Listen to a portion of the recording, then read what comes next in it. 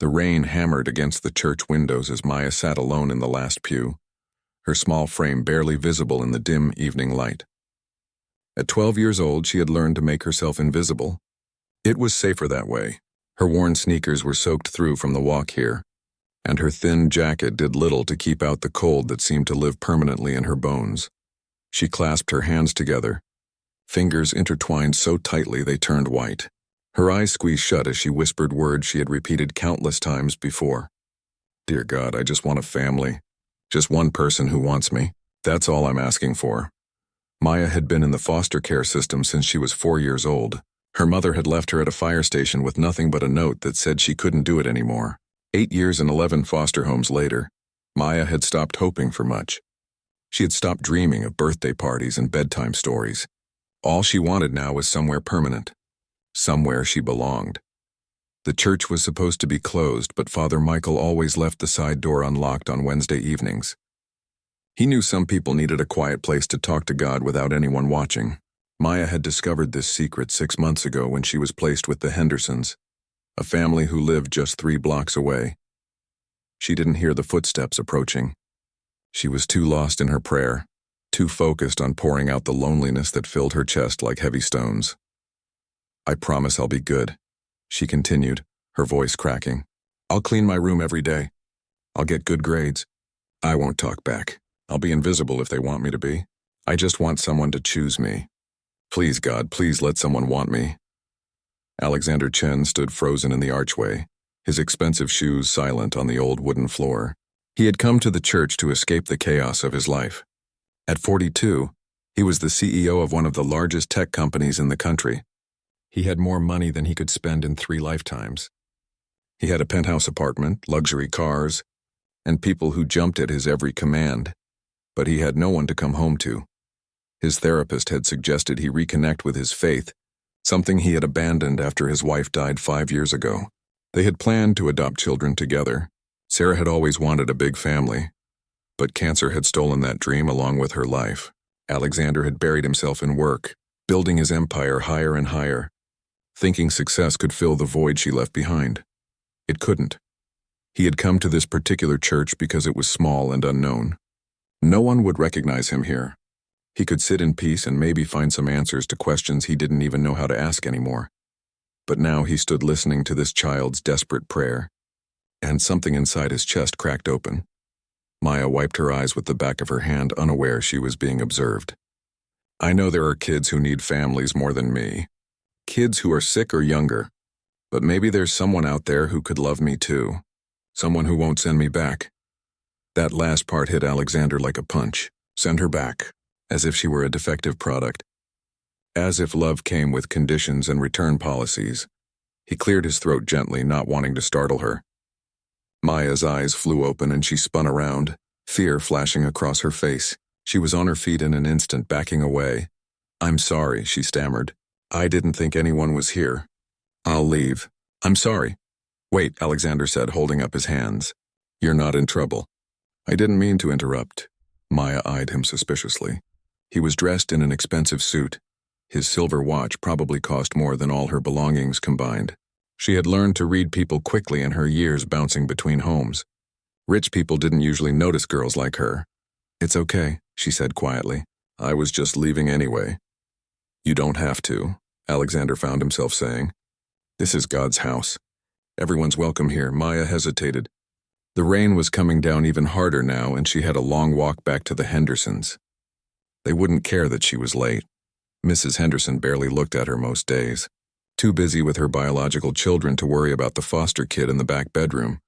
"I'm Alexander," he said, taking a careful step closer but maintaining a respectful distance. "What's your name?" "Maya," she answered, her voice barely above a whisper. "That's a beautiful name." She shrugged. It was something adults always said when they didn't know what else to talk about. Alexander sat down in a nearby pew, giving her space. "I come here to pray too sometimes. When things get overwhelming." Maya looked at him doubtfully. "You don't look like you have problems." He let out a short laugh that held no humor. "Everyone has problems, Maya. Mine just wear expensive suits." She sat back down, curiosity getting the better of her caution. "What do you pray for?" The question caught him off guard. When was the last time someone had asked him something so direct, so honest? In his world, everyone danced around real questions, hiding behind corporate speak and false politeness. I pray for purpose, he admitted.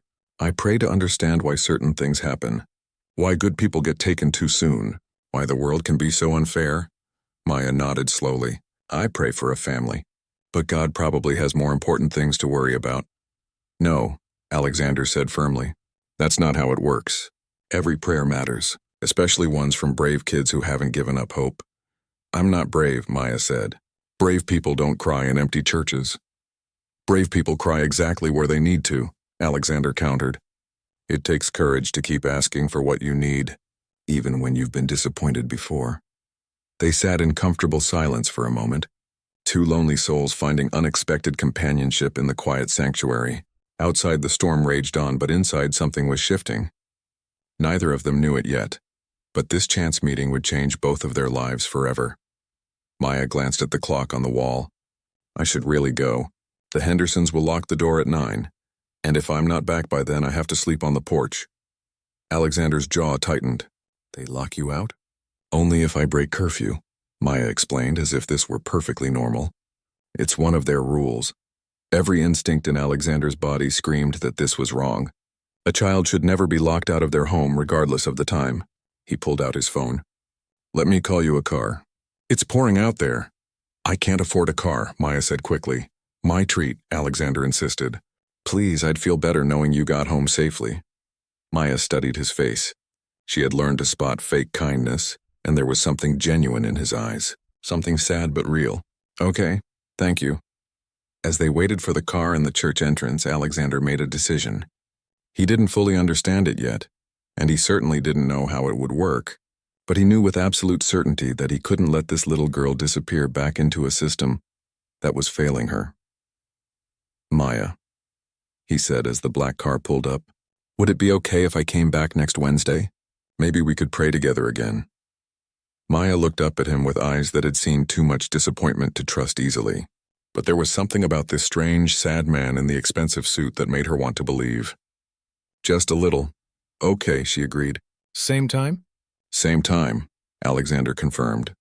As the car drove away with Maya inside, Alexander stood in the rain, watching until the taillights disappeared.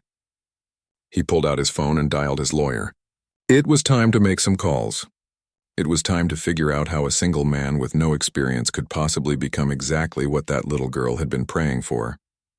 Wednesday couldn't come fast enough for either of them. Alexander spent the entire week talking to lawyers, social workers, and anyone who could explain the adoption process. What he learned made his blood boil. The system was broken, filled with good intentions buried under mountains of paperwork and underfunded agencies struggling to keep up. His lawyer, Margaret Santos, had been blunt with him over lunch on Friday. Alex, single men rarely get approved for adoption, especially when the child is a preteen girl. The system is biased. They'll question your motives. They'll put you under a microscope. Then let them look, Alexander had replied. They won't find anything except a man who has the resources to give a child a good life. Margaret sighed, stirring her coffee. It's not about resources. It's about perception. You're a wealthy bachelor with no parenting experience. They'll worry about your motives. They'll wonder why you're suddenly interested in a 12-year-old girl. The implication made Alexander sick. So the system would rather leave kids in homes where they get locked out at night than risk placing them with someone who actually wants them. I'm not saying it's right, Margaret said gently. I'm saying you need to be prepared for a fight. This won't be easy or quick. Alexander met her eyes with determination. Nothing worth doing ever is. Meanwhile, Maya went through her week in a fog of cautious hope. She didn't tell anyone about meeting Alexander. Hope was a dangerous thing in foster care. She had learned to keep her dreams small and private, where they couldn't be crushed by disappointed reality. Mrs. Henderson had barely noticed Maya's late return that rainy Wednesday. She was too busy arguing with her husband about credit card bills. Maya had slipped into her small bedroom, changed into dry clothes, and wondered if she had imagined the whole encounter.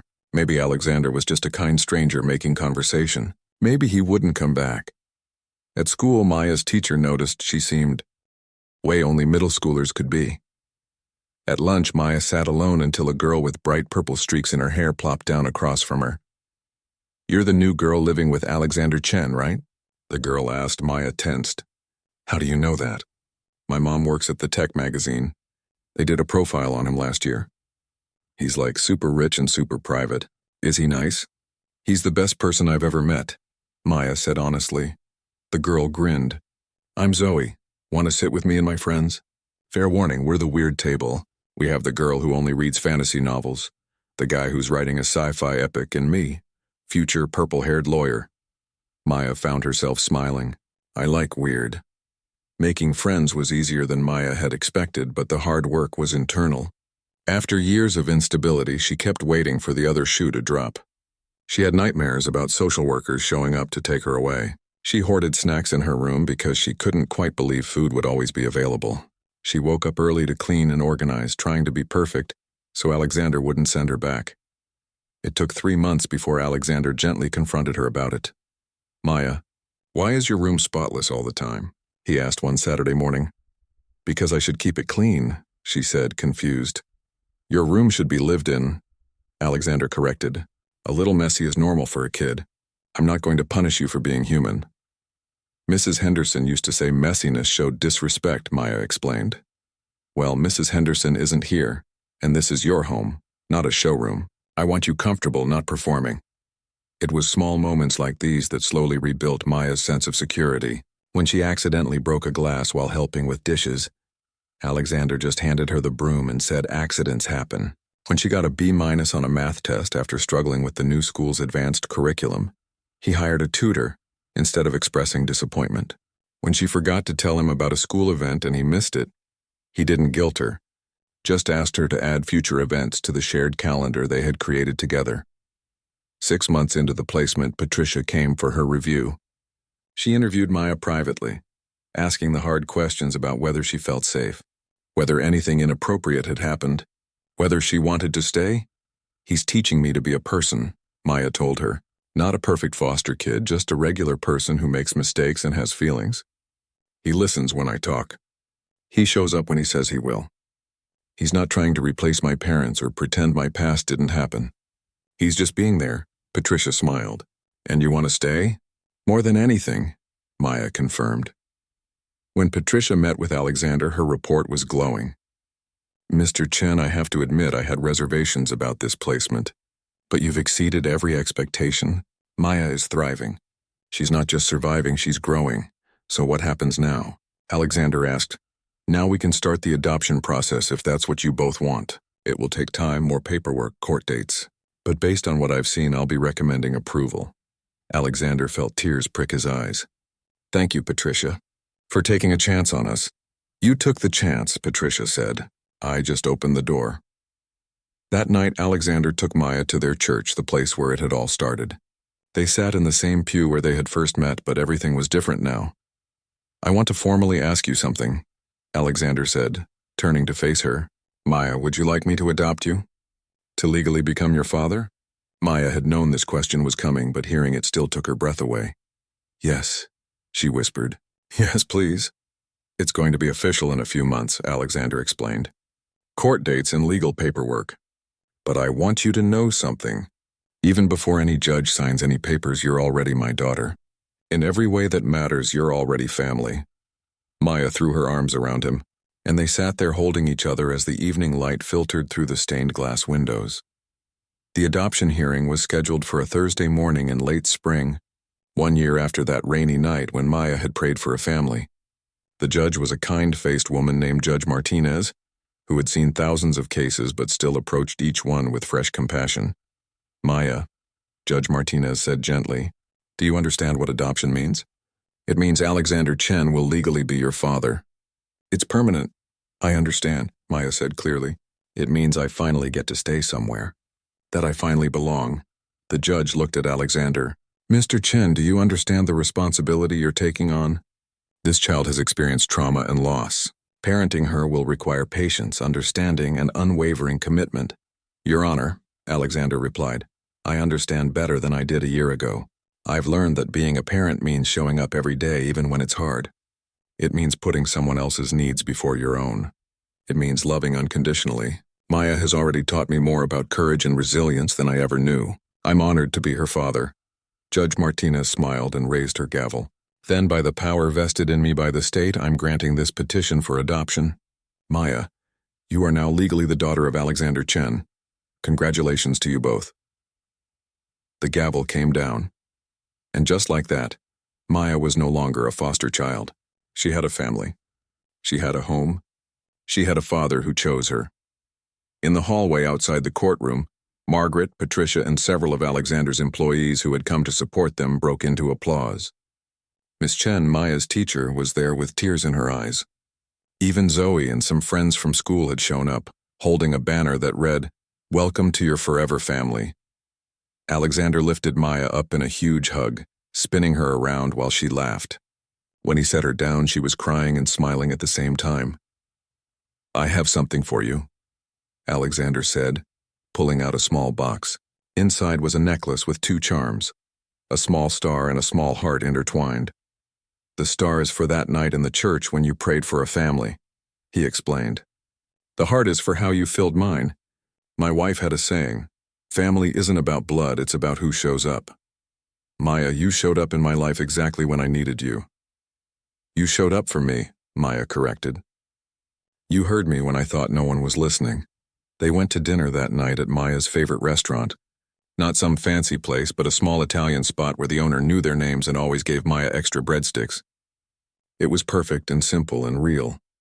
That night, back in their home, Maya added a final star to her jar. On it, she wrote, "The day I stopped being invisible. The day I became Maya Chen. The day my prayer was finally answered." Years later, when Maya was in college studying social work, she would tell her story to other foster kids. She would talk about that rainy night in the church, about finding hope in the darkest moment, about a man who heard her prayer and decided to be the answer. Alexander would go on to establish a foundation helping single adults adopt from foster care, breaking down barriers and changing policies. He would always say that Maya saved him as much as he saved her, that she reminded him what love looks like when you're brave enough to give it freely. But on that night, the night the adoption was finalized, they were just a father and daughter sitting together, reading a book before bed, being the family they had both prayed for. "Dad?" Maya said, trying out the word that now came easily. "Yes, sweetheart? Thank you for listening. That night in the church, thank you for hearing me." Alexander kissed the top of her head. "Thank you for teaching me how to hear again, how to feel again, how to live again." And in that moment, in their home filled with love and laughter and belonging, both of their prayers had been answered. Not because of magic or miracles, but because 2 lonely people had the courage to reach for connection, to build a family from hope and determination and unconditional love. Maya fell asleep that night in her own room, in her forever home, no longer invisible, no longer waiting. She was exactly where she belonged, with a father who chose her every single day. And somewhere in heaven, she liked to think, a woman named Sarah was smiling, knowing her dream of creating a family had finally come true. Susan's smile faltered. "I only meant that if you wanted to provide extras for her, we would certainly allow it." "I'll keep that in mind," Alexander said coolly. "Maya, shall we go?" They walked to his car in silence. Once inside with the doors closed, Alexander turned to her. "How long has she been like that?" "Since Wednesday," Maya admitted. "She saw your car." Alexander's jaw clenched. "I'm sorry. I should have been more careful." "It's not your fault," Maya said quickly. "She's always looking for angles. Usually she ignores me, so this is actually worse. Now she's going to ask me about you all the time." "That's going to change," Alexander said firmly. "Sooner than you think." They drove to a park on the other side of town, away from the Hendersons and their grasping hands. Alexander had packed a picnic with sandwiches, fruit, and cookies from a bakery that made him think of simpler times. As they sat on a blanket under a large oak tree, Maya finally asked the question that had been burning in her mind all week. "Are you really trying to adopt me?" Alexander paused in unwrapping a sandwich. He hadn't expected her to figure it out so quickly. "How did you know?" "I've been in the system a long time," Maya explained. "I recognize the signs. Adults who suddenly take interest. Questions about what I need and want. The way you looked at the Hendersons like you were memorizing evidence." Alexander set down the sandwich and turned to face her fully. "Yes, I've started the process. But Maya, I need you to understand something. This won't be fast and it won't be easy. The system doesn't make it simple for single men to adopt, especially preteen girls. There will be home studies and interviews and background checks. Why? Maya asked, her voice small. Why me? You could adopt a baby. Everyone wants babies. Because I don't want a baby, Alexander said. I heard you praying for a family, and it reminded me that I've been praying for purpose. My wife wanted to adopt kids who needed homes.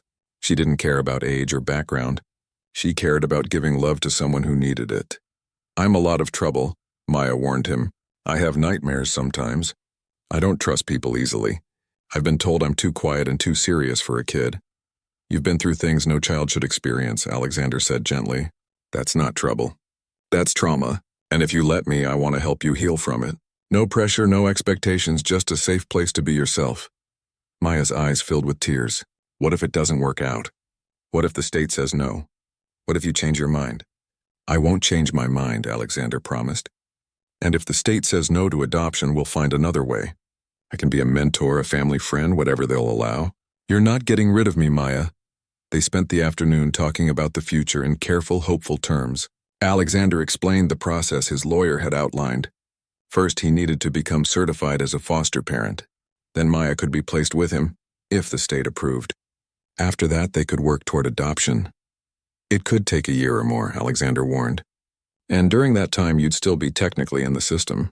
They'd check on us, make sure everything is going well. A year isn't that long, Maya said. I've waited 12 years already. As the sun began to set, they packed up the picnic. Alexander had one more question he needed to ask. Maya, is there anyone else in your life I should know about? Biological family who might have rights? Anyone who might contest this? Maya shook her head. My mom gave up her rights when she left me. I don't know who my dad is. There's no one. The sadness in those last 3 words broke Alexander's heart. Then we'll build you a family, he said. It might not look traditional, but it will be real. I promise you that. When Alexander dropped Maya back at the Hendersons, Susan was waiting by the window again. Before Maya could get out, Alexander stopped her. Maya, I need to tell you something. Tomorrow, my lawyer is filing paperwork to start the foster certification process. In a few days, a social worker is going to come interview you. They'll ask about me, about our relationship, about what you want. What should I say? Maya asked nervously. The truth, Alexander replied. Always the truth. Tell them you want a family. Tell them I make you feel safe. Tell them whatever is in your heart. Maya nodded, then surprised him by leaning over and hugging him quickly before jumping out of the car. Alexander sat there for a moment, feeling the weight and wonder of what he had set in motion. Inside the house, Susan pounced immediately. What did he buy you? Where did you go? Did he mention helping with expenses?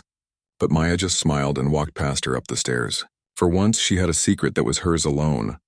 A hope that Mrs. Henderson couldn't touch or manipulate. In her room, she knelt beside her bed and whispered another prayer. Thank you, God. I don't know if this is the answer to my prayer, but it feels like maybe it could be. Please let it work out. Please let him mean it. Downstairs, Susan Henderson made a phone call to her caseworker. If there was a wealthy man interested in Maya, she wanted to make sure she got something out of it before the girl left their home. She had bills to pay and a system she knew how to work. What Susan didn't realize was that Alexander Chen didn't play by the same rules as the people she was used to manipulating. He had lawyers, resources, and a determination forged in loss and rediscovered purpose. The Hendersons were about to learn that some battles weren't worth starting. The social worker arrived on a Thursday afternoon, 2 weeks after Alexander had filed his initial paperwork. Her name was Patricia Williams, and she had been working in child services for 15 years. She had seen every kind of situation imaginable and had developed a healthy skepticism toward sudden interest from wealthy benefactors. Susan Henderson had prepared the house like she was expecting royalty. Everything was spotless. Fresh flowers sat on the dining room table, and she had even bought Maya a new outfit for the interview. Maya felt like a doll being dressed up for display. Patricia saw through it immediately. In her experience, foster homes that looked too perfect usually were. Maya, Patricia said after the initial pleasantries with the Hendersons, can we talk privately in your room? Maya led her upstairs to the small bedroom at the end of the hall. Patricia noticed immediately how sparse it was compared to the other rooms they had passed. No posters on the walls, no personal items scattered around, just a neat bed and a small desk with library books stacked carefully. "How long have you been with the Hendersons?" Patricia asked, sitting in the desk chair while Maya perched on the edge of her bed. 7 months, Maya replied. "And how has it been?" Maya chose her words carefully. She had learned that being too negative got you moved, but being too positive meant they'd leave you somewhere you didn't want to be. "It's fine. They're not mean. They just have their own family, and I'm separate from that." Patricia made a note. "Tell me about Alexander Chen. How did you meet him?" Maya's face brightened immediately, and Patricia noticed the change. "At church. I was praying and he was there. We started talking." "What do you talk about?" "Everything," Maya said. "School, books, his wife who died, my different foster homes. He listens to me like what I say actually matters." "His wife died?" Patricia asked. "This wasn't in the preliminary file. 5 years ago. Cancer, they wanted to adopt kids together." Patricia made another note.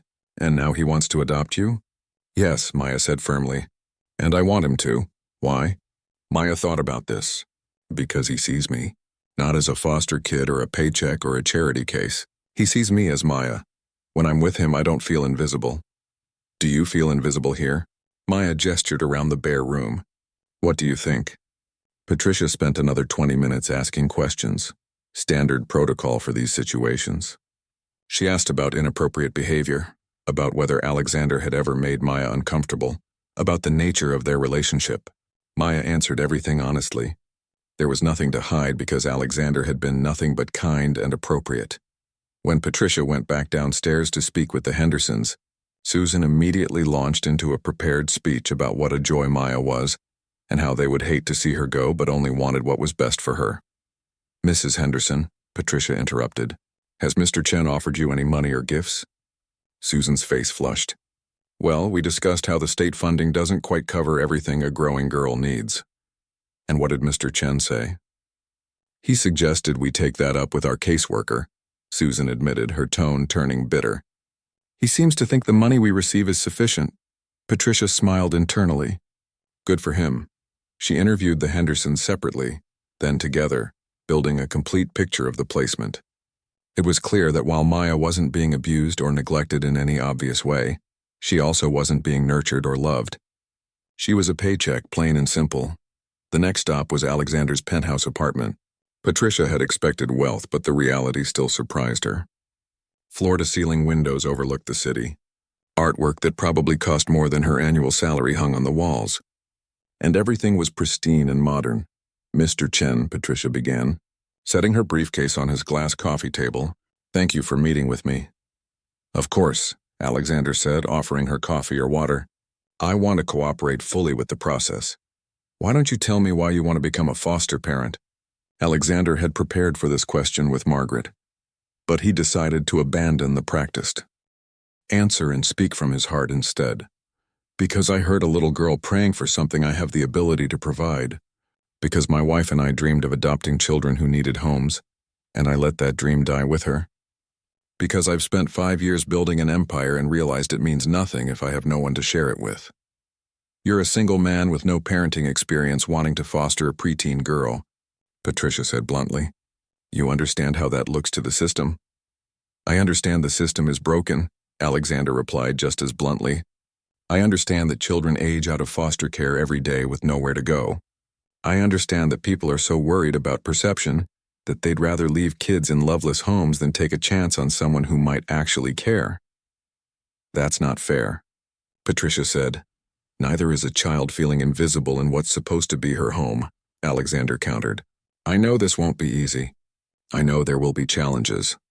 But I have resources to get help when I need it. I can hire the best therapists, tutors, whatever Maya needs. More importantly, I have time. I own my company. I set my own schedule. I can be present in a way many parents can't." Patricia studied him. "What happens when you meet someone? When you want to date or remarry? Where does Maya fit into that picture?" "Maya is the picture," Alexander said. "Anyone who comes into my life will need to understand that she comes first. That's not negotiable." "What about when she's a teenager?" Patricia pressed. "What about dating and periods and all the things fathers typically aren't comfortable discussing?" "Then I'll hire female therapists and mentors to help her through those things," Alexander said. I'll read books, take classes, do whatever I need to do. I'm not under the illusion that this will be simple. I'm just committed to figuring it out. Patricia spent 3 hours at his apartment asking every question she could think of, trying to poke holes in his story. But his answers remained consistent and thoughtful. He had clearly done his research. He had letters of recommendation from colleagues, neighbors, even his priest. He had financial statements showing he could easily support a child. He had already enrolled in parenting classes. You understand the process could take months? Patricia asked as she prepared to leave. The home studies, the certifications, the evaluations? I understand, Alexander confirmed. I'm prepared to be patient. And if we say no? If the state decides this isn't appropriate? Alexander's jaw tightened. Then I'll appeal. And if that doesn't work, I'll remain in Maya's life however I'm allowed to. As a mentor, a family friend, whatever you'll permit. But I won't disappear on her. After Patricia left, Alexander called Margaret. How did it go? His lawyer asked. I don't know, Alexander admitted. She was tough. Asked all the hard questions. That's her job, Margaret said. Now we wait. The waiting was the worst part. For Maya, every day felt like a year. She went to school, did her homework, existed in the Henderson household like a ghost. Alexander picked her up every Wednesday and Saturday, their routine becoming something she could count on. But Susan Henderson was growing increasingly hostile. She had called her caseworker multiple times, complaining that Alexander was disrupting their home, that Maya was becoming distant and difficult. She was laying groundwork for a narrative where she was the victim. Alexander knew what she was doing. Margaret had warned him that foster parents who felt threatened often tried to sabotage placements. But he also knew that Patricia wasn't a fool.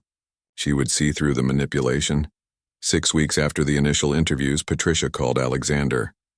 Mr. Chen, I've completed my evaluation. I need you to understand that this is highly unusual.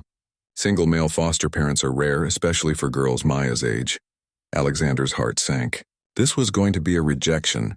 However, Patricia continued, I've been doing this job for 15 years and I've learned to trust my instincts. Maya lights up when she talks about you. You've done everything by the book and shown genuine commitment. I'm recommending approval for foster placement with a 6-month review period. Alexander sat down heavily. You're serious? I'm serious, Patricia confirmed. But Mr. Chen, understand that this is conditional. We'll be monitoring closely. Any red flags, any concerns, and Maya will be removed immediately. I understand, Alexander said. Thank you, Patricia. You won't regret this. Don't thank me yet, Patricia said. The hard part is just beginning. Being a parent is nothing like running a company. I know, Alexander said, but I'm ready to learn. The next step was telling Maya. Alexander picked her up that Wednesday with barely contained excitement. They drove to their usual park and he turned to face her. Maya, Patricia called me today. Maya's face went pale. And you're coming home with me. If you want to, that is. Foster placement with a possibility of adoption down the road. Maya stared at him, afraid to believe it. Really? They said yes? They said yes, Alexander confirmed. Maya burst into tears and Alexander pulled her into a hug as she sobbed against his shoulder. Years of hope and disappointment and fear poured out of her. For the first time in her life, someone had chosen her. Someone wanted her. When? She asked when she could finally speak again. 2 weeks, Alexander said. They need to do final paperwork and prepare the Hendersons for the transition. Mrs. Henderson is going to be so mad, Maya said. Let me worry about Mrs. Henderson, Alexander replied. You just worry about packing up your things and getting ready for your new room. I get my own room? Alexander laughed. Maya, you get your own floor if you want it. But yes, I've already started preparing a room for you. I thought maybe you could help me decorate it. Make it yours. For the next 2 weeks, Maya floated through her days at the Henderson house. Susan was indeed furious when she received the notification. She tried to argue that Maya was thriving with them, that this move would be disruptive and traumatic. But Patricia had documented everything, and the decision was final. On moving day, Alexander arrived with his lawyer and a social worker to ensure everything went smoothly. Maya had so few belongings that everything fit in 2 small boxes and a backpack. As they loaded the car, Alexander noticed Maya looking back at the house one last time. Any regrets? He asked gently. Maya shook her head. Just saying goodbye to who I used to be, the invisible girl who prayed for a family. She's not invisible anymore, Alexander said. She never was. She just needed someone to see her. As they drove toward Alexander's penthouse, toward Maya's new life, she whispered one more prayer. Not asking this time, but thanking. Because sometimes prayers are answered in the most unexpected ways. The first night in her new home, Maya couldn't sleep. Not because she was uncomfortable, but because the room Alexander had prepared was more than she had ever imagined. It had a window seat overlooking the city lights, bookshelves waiting to be filled, a desk bigger than any she had studied at before, and a bed that felt like sleeping on a cloud. But more than the physical space, it was the little touches that made her cry. Alexander had hung a small sign on the door that read Maya's room in beautiful script. He had placed a framed photo on her nightstand, a picture of them from their first picnic in the park. He had filled a jar with colorful paper stars, each one containing a reason why he was glad she was there. I thought you could add your own stars whenever you want, he had explained when showing her the room. Good days, bad days, any days. This is your space to be exactly who you are. Maya sat on her bed at midnight, still wearing the new pajamas Alexander had bought her, feeling like she was in a dream she might wake up from at any moment. There was a gentle knock on her door. Maya, I saw your light on. Everything okay? She opened the door to find Alexander in a bathrobe, concern on his face. I can't sleep, she admitted. It's too quiet, too nice. I keep thinking something will go wrong. Alexander understood. Trauma didn't disappear just because circumstances changed. Want some hot chocolate? He offered. My wife used to make it when I couldn't sleep after bad work days. They sat in his kitchen, which was bigger than some apartments Maya had lived in, drinking hot chocolate and talking about everything and nothing. Alexander told her about his late wife Sarah, how she would have loved meeting Maya. Maya talked about her fears, about not knowing how to be part of a real family because she had never seen one up close. We'll figure it out together, Alexander promised. I've never been a parent. You've never had a consistent one. We're both new at this. What if I mess up? Maya asked quietly. Then you mess up, Alexander said simply. That's part of being human. I'm going to mess up too. Probably a lot. But we'll apologize, learn, and try again. That's what families do. School was the next challenge. Alexander enrolled Maya in a prestigious private school near his office. On her first day, he drove her personally, noting how she clutched her new backpack like a lifeline. You don't have to tell anyone you're in foster care, he said gently. That's your story to share or not share. What should I say about you? Maya asked. Whatever feels right, Alexander replied. Guardian foster dad or just Alexander? There's no wrong answer. The other kids noticed Maya immediately. New students were always objects of curiosity, but Maya's quiet demeanor and obvious quality of her school supplies marked her as different. Some were kind, some were indifferent, and some were cruel. The